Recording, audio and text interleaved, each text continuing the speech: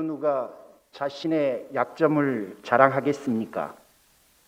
오늘 저자는 자신의 약점을 자랑합니다.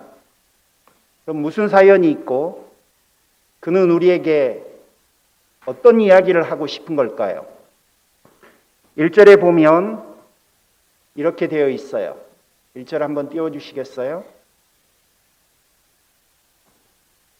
예, 한번 같이 읽어보시겠습니까? 시작.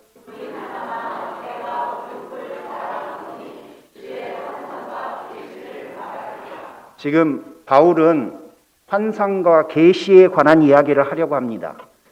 여러분, 이런 주제에 관심이 있는 분들 많으시죠? 우리의 귀를 쫑긋하게 만들어요. 근데 한편으로 그는 2절 한번 보여주시겠어요?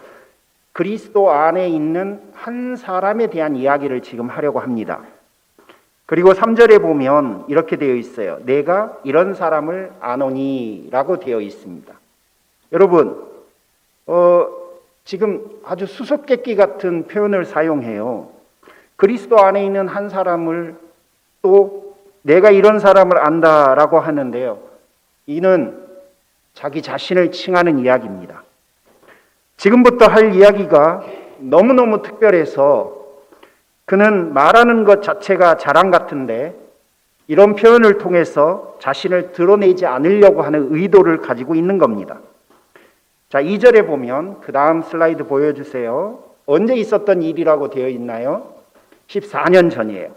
여러분 14년 전이면 고린도후서가 쓰여진 것을 55년 가을이나 56년 봄 정도로 이해를 합니다.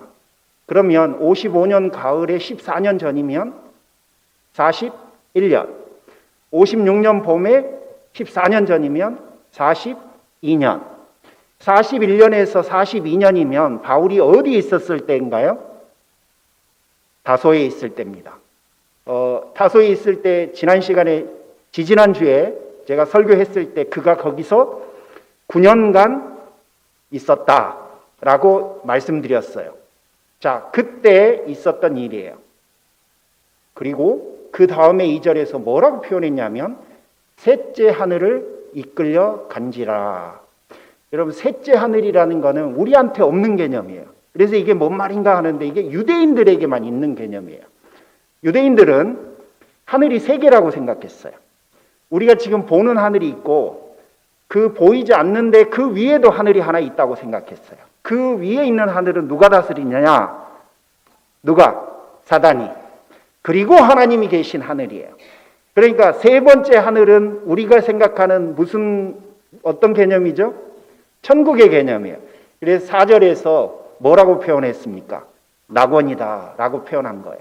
그러니까 내가 셋째 하늘로 이끌려 갔다라고 하는 말은 내가 천국 갔다 왔다라고 하는 표현하고 같은 겁니다. 자, 그런데 이게 2절과 4절에 보면 동일한 동사를 반복적으로 썼죠. 뭐라고 돼 있어요? 이끌려 간지라, 이끌려 갔다. 예, 이끌려 갔다는 거예요. 예, 옛날에 우리 종말론 이야기 들을 때 이 단어 되게 많이 들었어요. 뭐라고 그러죠? 두 자로. 들림받는 거 뭐라고 그래요? 휴거. 예. 그러니까 어느 날 순간 뿅 하고 갔다는 거예요.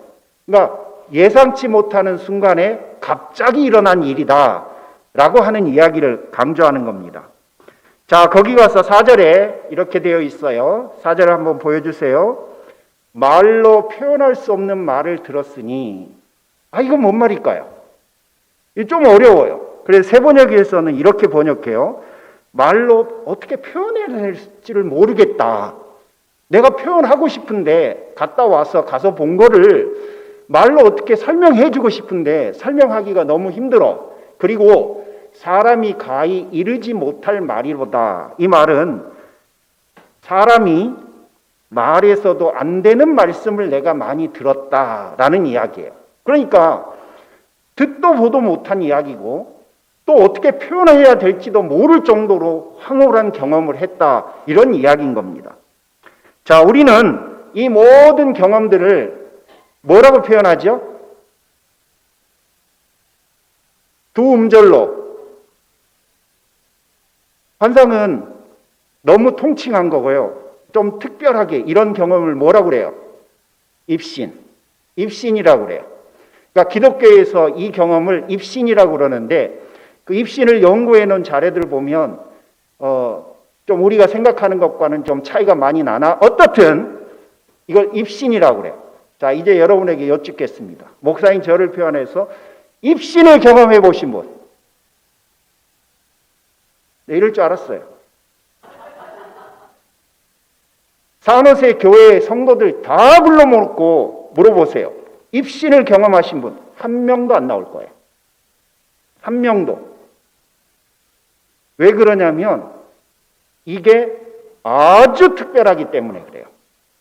그러니까 지금 바울은 정말 특별한 경험을 한 거예요. 여러분 중에 방언하신 분 손 드셔도 돼요. 오케이, 꽤 있으시죠? 예언하시는 분, 예언의 의미 나중에 기회 되면, 예언은 여러분 앞으로 일어날 일을 설명하는 게 예언이 아니에요. 성경에서 말하는 예언은 구약적 의미와 신학적 의미가 있어요. 구약적 의미는 앞으로 일어날 일을 미리 말해주는 거고, 신학적 의미는 두 가지가 있어요. 하나는 앞으로 일어날 일을 미리 말해주는 것과 이미 말씀하신 것이 무엇인지를 알려주는 거예요. 풀어 설명하는 거예요. 그럼 바울이 말하는 예언은 전자과 후자과? 후자예요. 그러니까 예언의 은사다라고 그러면 많은 분들이 오해해요. 내가 예언의 은사를 받았어. 앞으로 이런 일이 벌어질 거야. 아니에요. 적어도 신약이 말하는 예언의 은사는 성경이 예언된 내용인데 그 예언된 내용을 풀어 설명할 수 있는 은사를 받은 것을 예언의 은사라 그래요. 그러니까 예언의 은사와 유사한 개념이 뭐냐면 가르치는 은사다라고 하는 것과 이해를 같이 하시면 돼요. 자, 꽤 있으실 거예요. 신유의 은사를 받은 사람도 꽤 있어요. 그런데 입신을 한 사람은 거의 없어요. 그리고 여러분, 이게 신학을 공부하다 보면 신학자들 앞에서 뭔가 말을 하는 건 되게 조심스러운 경험을 제가 많이 했어요. 왜냐하면 모든 평가를, 판단을 뭘로 하냐면 바이블로 해요. 우리는 신기해하고 듣잖아요. 근데 이분들은 성경이 말하는 내용과 합치하는지를 보고 판단해요. 그래서 결론이 달라요. 자, 입신 정말 거의 없다는 이야기를 하려고 제가 시간을 좀 보낸 거예요. 너무 특별한 거죠. 이 너무 특별한 거, 너무 특별해서 말로 표현하기도 힘들고 또 다 말하는 것도 주저될 정도예요. 자, 이런 일을 바울이 아버지 집에서 백수로 살던 9년 동안 경험을 한 거예요. 그러니까 지난 시간에는 굉장히 암울했어, 우리. 그런데 오늘은 그 기간에도 웃을 일이 있었구나 라고 우리가 생각하면 좋을 것 같아요. 그러나 7절에서 갑자기 분위기가 바뀝니다. 7절은 이렇게 말해요. 우리 한번 같이 읽어볼까요? 시작.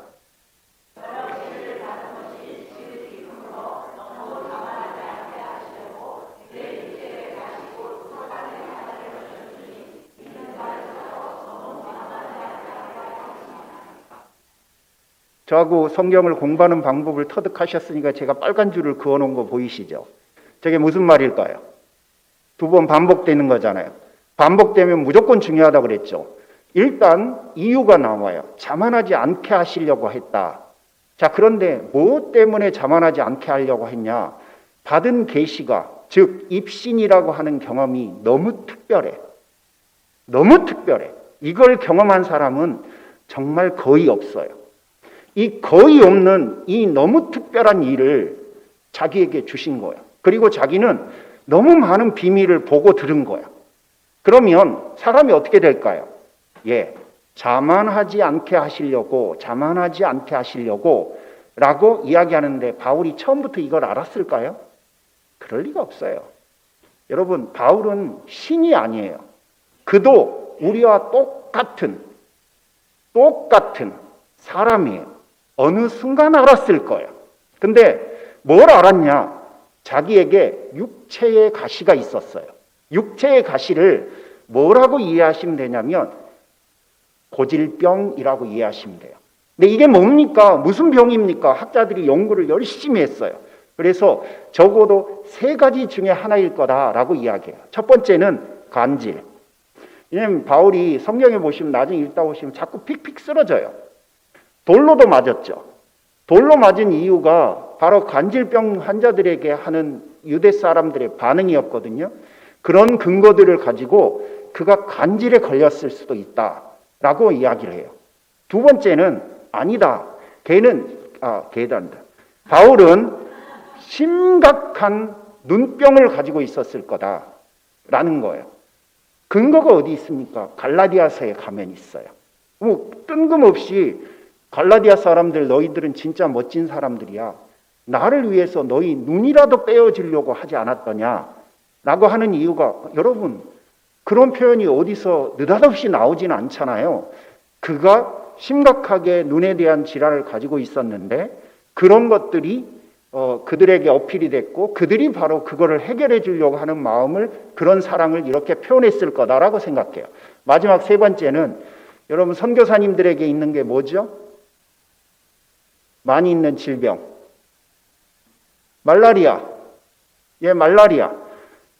나중에 7월 달에 이상민 선교사님 가족이 오면 한번 물어보세요. 그분들한테 선교사님 말라리아가 얼마나 아파요? 라고 한번 물어보세요.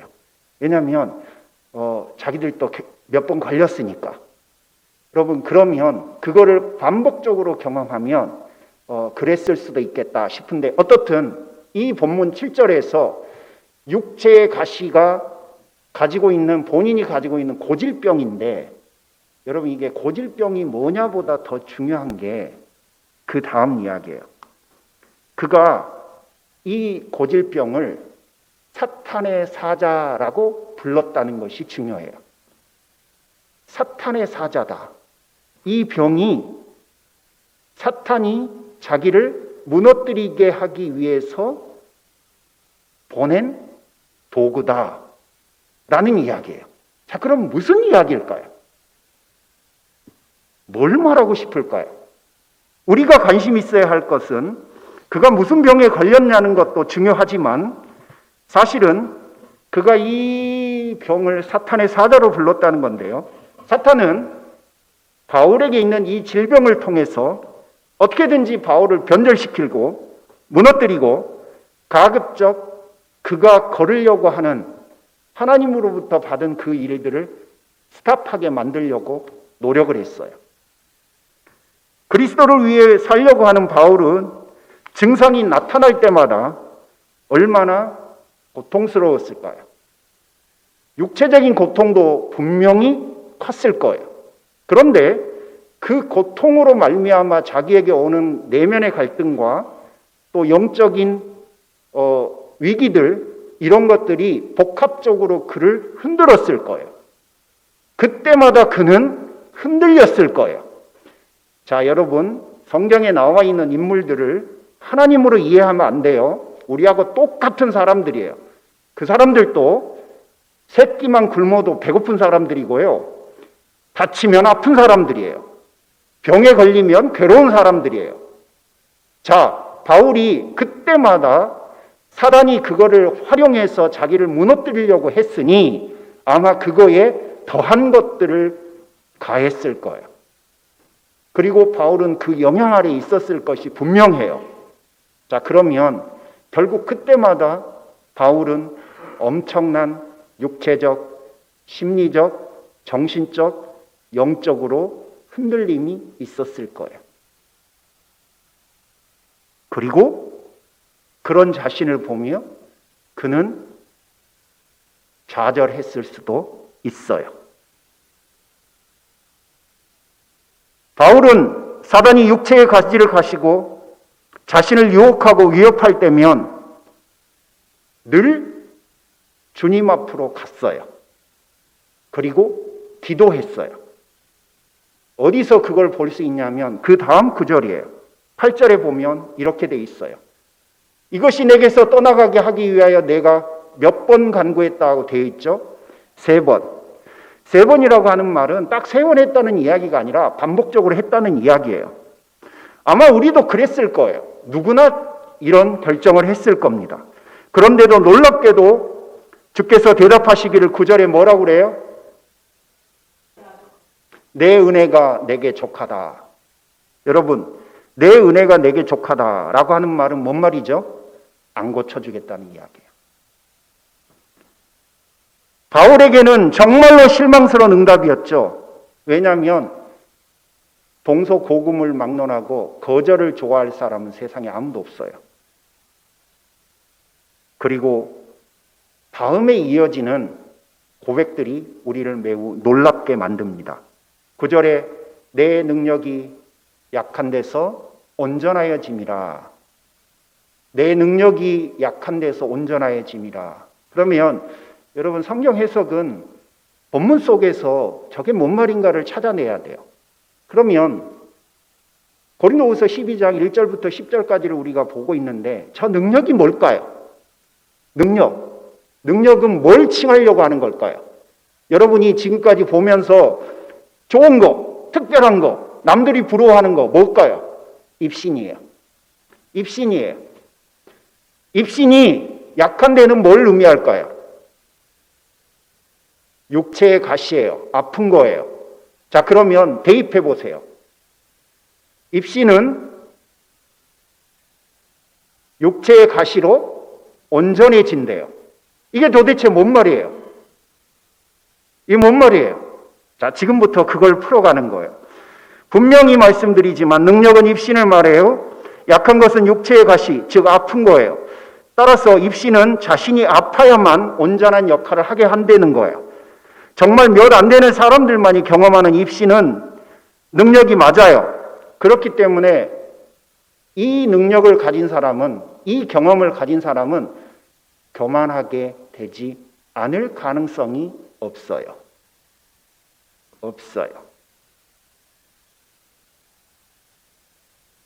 반면에 가시는 그를 초라하게 만들었어요. 하나님 앞에도 그렇고 자기 자신 앞에도 그랬고, 그래서 결국 그가 가지고 있었던 약점은 항상 하나님 앞에 무릎을 꿇고 그분 앞에 도움을 구하게 만들었어요. 결과적으로 바울을 주님 안에 계속해서 머물게 한 것은 입신이었나요? 가시였나요? 가시였어요. 약함이었어요. 이게 오늘 본문의 핵심이에요. 입신이 아닌 고통이 그를 주 안에서 더 겸손하게 만들었던 거예요. 이 사실을 그가 깨닫고 한 말이 능력이 약한 데서 온전하여짐이라 라는 겁니다. 여러분, 벗어나고 싶었던 가시가 자신에게 존재한 이유가 자신을 영적으로 교만하지 않게 하려는 것을 알았고, 하나님께서 주시는 고통을 그는 평생 온몸으로 받아들였어요. 늘 말씀드리잖아요. 세상에 공짜가 없다고. 공짜는 그리스도의 십자가 은혜 하나만 존재해요. 신앙인도 똑같아요. 신앙인도 입신의 능력을 받으려면 육체의 약함 또한 평생 안고 가야 되는 거예요. 이해가세요? 따라서 모든 것에는 대가를 지불해야 돼요. 영적인 것도 대가가 필요한 거예요. 찬양팀이 찬양을 하나님 앞에서 아름답게 드리려면 연습해야 돼요. 연습 없이 하나님, 오늘 또 찬양을 잘할 수 있게 해주세요. 다 함께 모여서 1시간을 기도하고 올라와서 찬양을 시작하면 찬양을 잘하게 될까요? 참 그럴 경우도 있을 것 같아요. 제가 신학교에서 많이 봤어요. 한국의 신학교는 시험 기간만 되면 금식 기도를 시작하는 분들이 계세요. 시험 기간만 되면 기도실에 가서 밤을 새는 분들이 있어요. 기도 내용이 뭔지 아세요? 시험을 잘 보게 해달라고. 잘 볼 수 있을까요? 세상에 그런 경우도 있지요. 왜냐하면 하나님이 하실 일을 누가 예측할 수 있겠어요. 그러나 그건 굉장히 비신앙적이고 비성경적이고 비상식적인 이야기죠. 안타깝게도 그분이 교회로 와서 담임 목사가 되면 무슨 일이 벌어질까요? 기가 막힐 일이 벌어져요. 그런데 성도들은 또 그런 메시지가 좋대. 아멘해. 여러분이 대가를 지불하지 않아도 하나님께서 그저 주실 줄 믿습니다. 그러면 다 아멘해요. 그런 걸 원하거든. 그게 우리의 본성이거든. 그런데 바울은 그 본성을 이겨낸 거예요.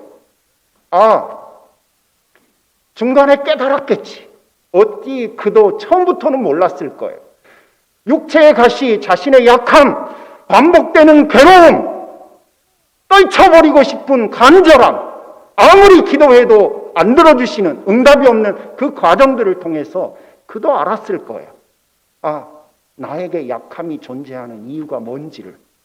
하나님이 나에게 강함을 주셨고 아무나 경험할 수 없는 놀라운 은혜를 나에게 부으셨는데 그게 결국 나를 망칠지 모르니 나에게 통제 장치를 주셨고 결국 내가 그 육체의 약함, 그 가시 때문에 끊임없이 주를 떠나지 못하고 그분 앞에 머무르며 기도할 수밖에 없게 만드시는, 그래서 결국은 그 능력이 될 수 있게 하시는, 그걸 어느 순간 그도 알았을 거예요. 자, 그러면 우리 인생에 있는 모든 약함에 대해서 오늘 본문적 사고를 다시 한번 해야 돼요. 여러분이 가지고 있는 육체의 질병, 반복되는 고통들, 해결되지 않는 인생의 문제들, 그런 것들이 바로 우리에게 있는 육체의 가시들이에요. 내가 원하지 않는 일들, 내가 원하는 대로 변했으면 좋겠는데 여전한 것들, 그 모든 것들을 하나님의 관점에서 다시 재해석해내야 돼요.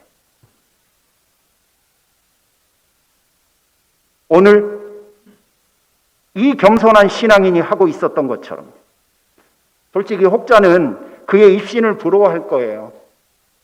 하지만 적어도 저는 가시를 온몸으로 받아들이는 그의 고백 앞에 고개를 숙입니다. 제가 바울처럼 되게 해달라고 한 번도 기도한 적 없다고 그랬잖아요. 난 입신도 원치 않아요. 그거 통제 못할 거예요, 저 같은 사람은.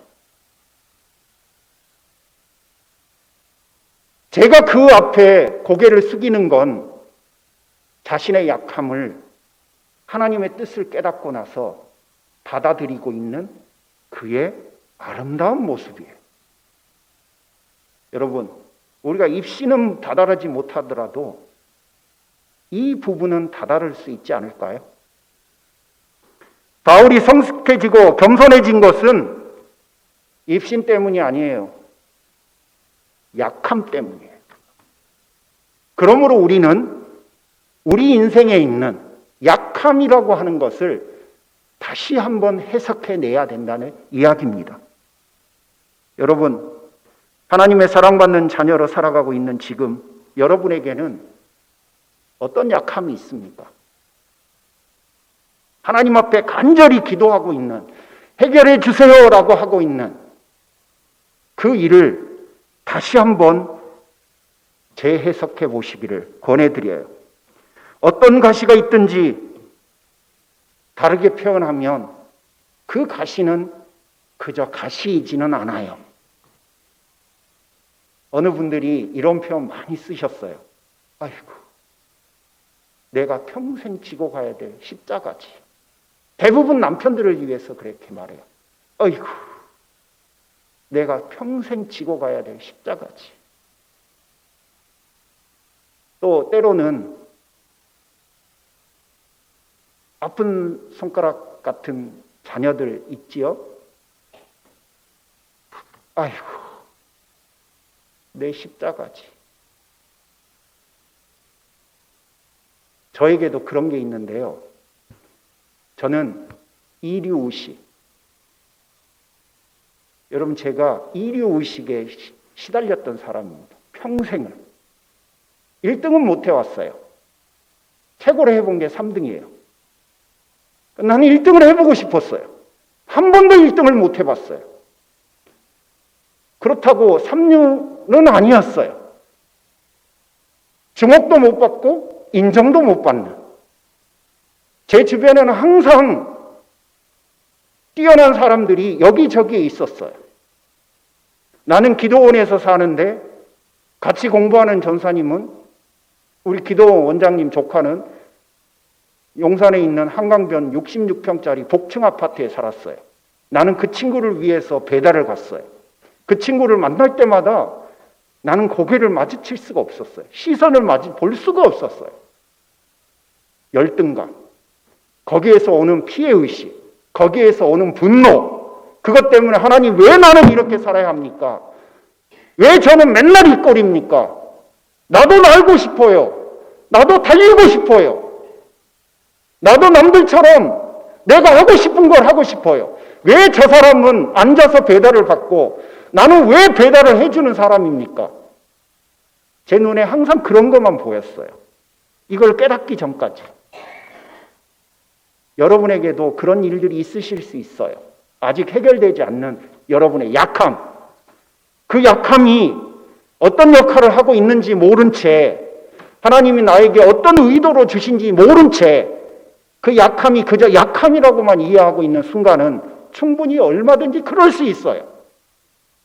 내 배우자가 내가 더 하나님 앞에 견고히 갈 수 있는 약함으로 나에게 주신지 모르고 그 약함으로 보이는 그 배우자가 늘 미울 뿐이야.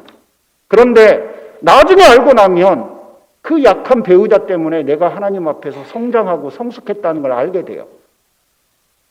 그런데 그걸 알기 전까지는 몰라요. 그저 약한 건 약한 거야. 싫은 거야. 꼴보기 싫은 거야.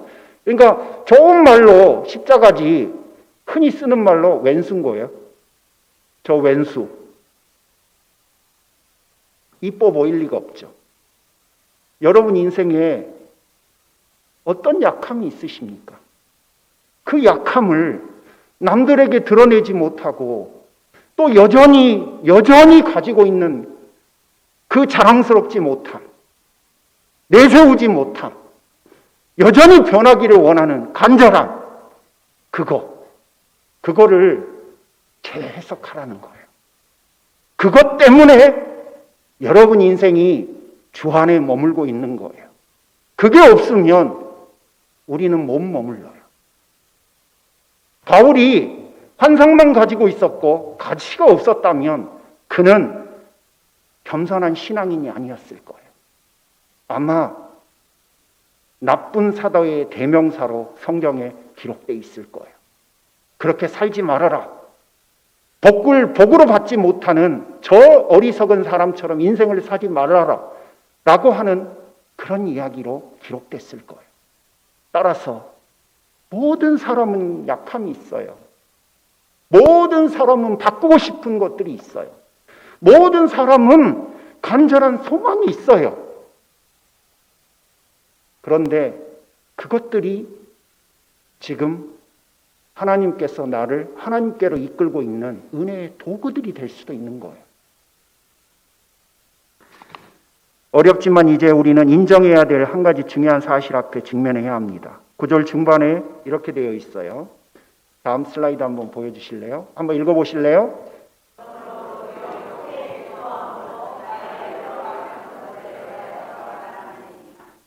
여러분 이게 제가 빨간 거 3개 써놨잖아요.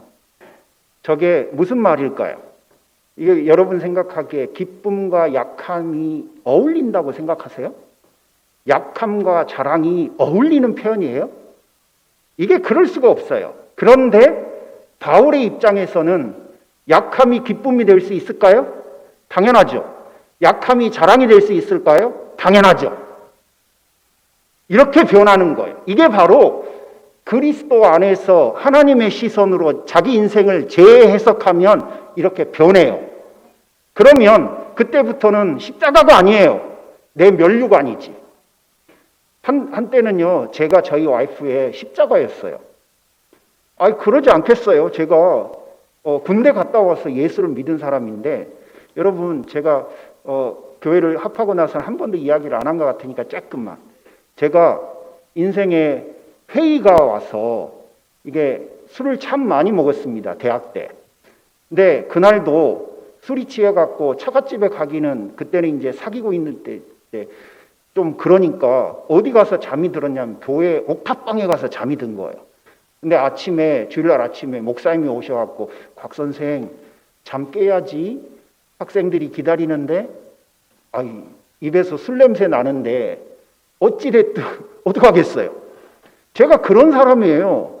그러니까 나중에 신학을 하겠다고 그러니까 이게 교회가 술렁술렁한 거예요. 선배들이 저를 만나자마자 뭐라고 했냐면 아니 네가 요즘 그 이후로 만난 적이 없는 사람 제가 목사라 그러면 아마 깜짝 놀랄 거예요. 왜냐면 제가 그런 사람이었어요. 어떻게든지 교회 안 가려고 주일날 아침이면 별의별 편기를 다 대요. 아프다, 머리가 이상하다, 아니면 오늘은 좀 쉬어야 내일 중요한 일을 할 수 있을 것 같다 등등. 그러면 저희 와이프는 얼마나 많은 애간장이 녹았겠어요. 왼수지 왼수. 그쵸? 십자가지. 근데 지금 어떨까요? 저 때문에 사모님 소리 듣잖아요. 자기가 어디 가서 사모님 소리 들을 거예요. 제가 없잖아요. 바로 아줌마예요. 여러분, 제 해석이 이렇게 중요한 거예요. 제 해석이. 물론 대가는 지불했죠. 대가는 수도 없이 지불했죠. 하지만 이게 바로 저 약함이 변해서 기쁨과 자랑이 될 수 있는 거예요. 하나님, 나는 왜 이렇게 아픕니까? 나는 왜 이렇게 반복적으로 아픕니까? 하나님, 저는 왜 이렇게 인생이 안 풀립니까? 다 약함일 수 있어요. 여러분에게 있는 수많은 종류의 약함은 항상 존재해요. 어느 분이 늘 저를 보시면서 웃으면서 목사님, 나는 걸어다니는 종합병원입니다. 장수하실 거예요. 분명히. 하나님 왜 낳게 해주시지 않는지는 모르겠으나 여러분, 그 약함을 재해석해내면 기쁨과 자랑으로 변해요. 10절 한번 봐보세요. 한번 같이 읽어봅니다. 시작.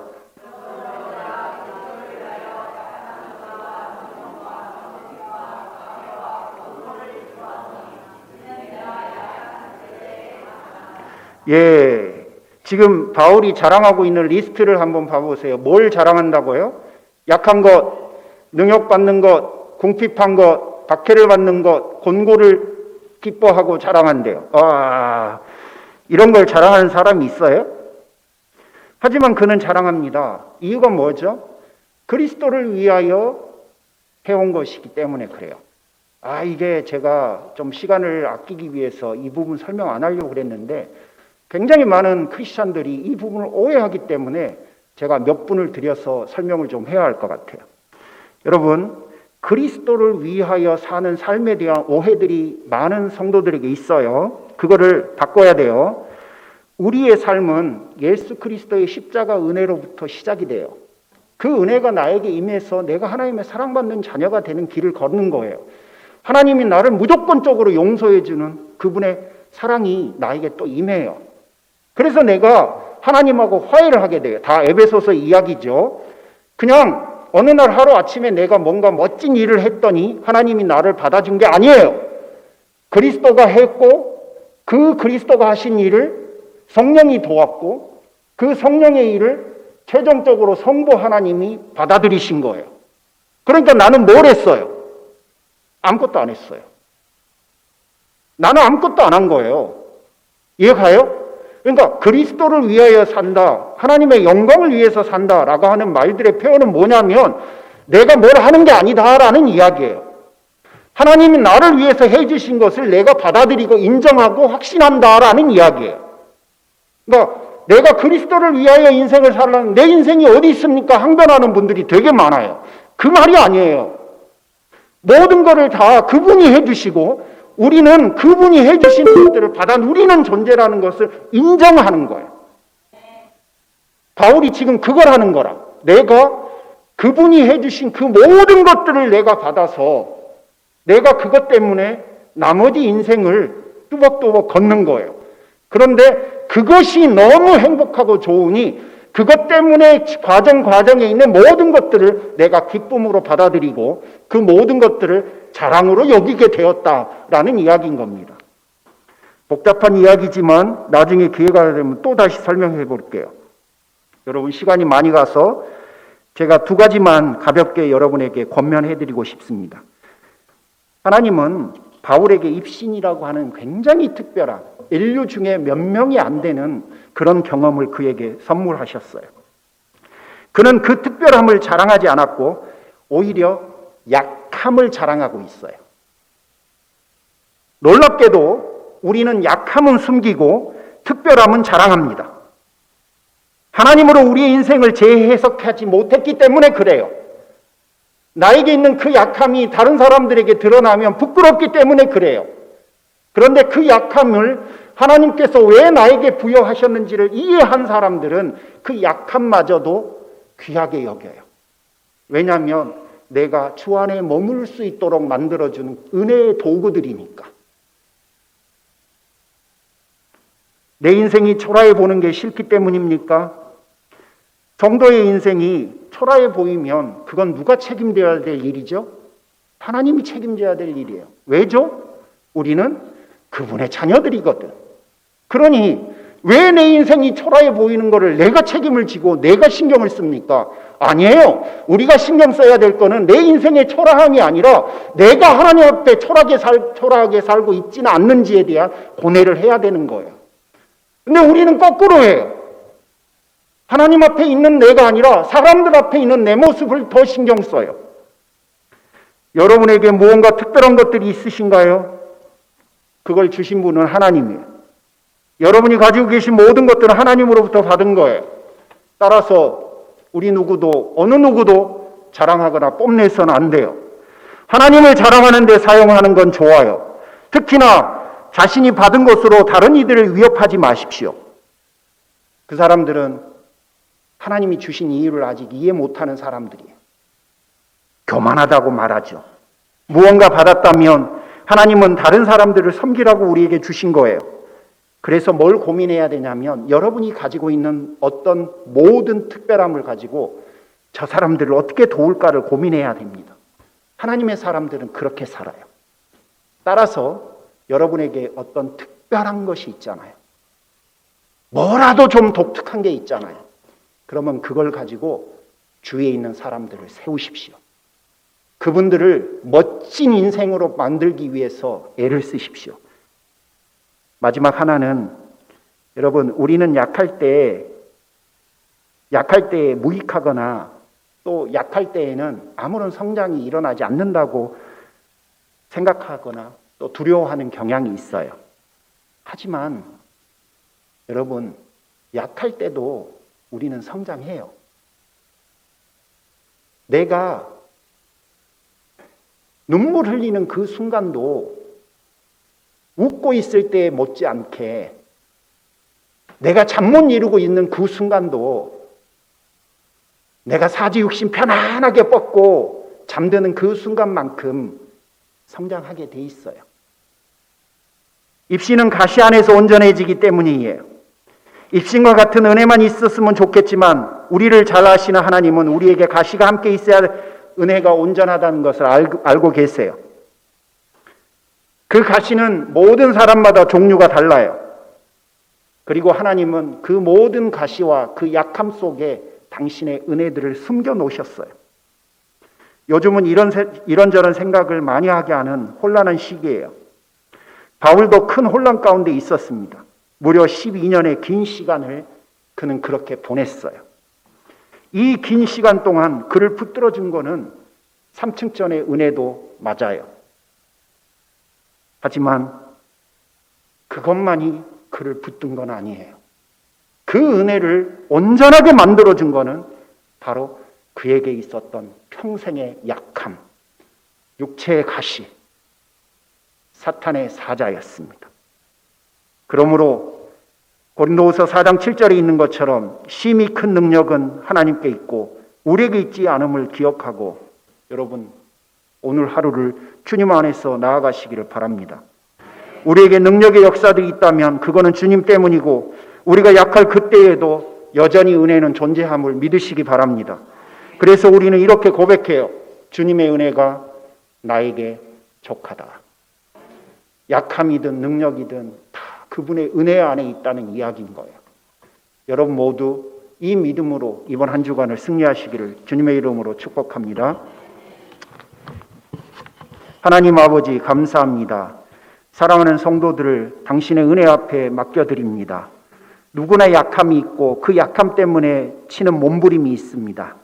해결되지 않고 찾지 못하는 의미 때문에 괴로울 때도 있습니다. 주여 찾아가셔서 바울에게 그 약함의 의미를 깨닫게 하셨고 해결시키셨듯이 사랑하는 성도들에게 있는 그 약함의 의미를 이해하게 하시고 깨닫게 하시고 또 지불하게 하옵소서. 그리고 그 안에서 하나님 새로운 뜻을 깨닫게 하옵소서. 감사드리오며 예수님의 이름으로 기도 올립니다. 아멘. 다 함께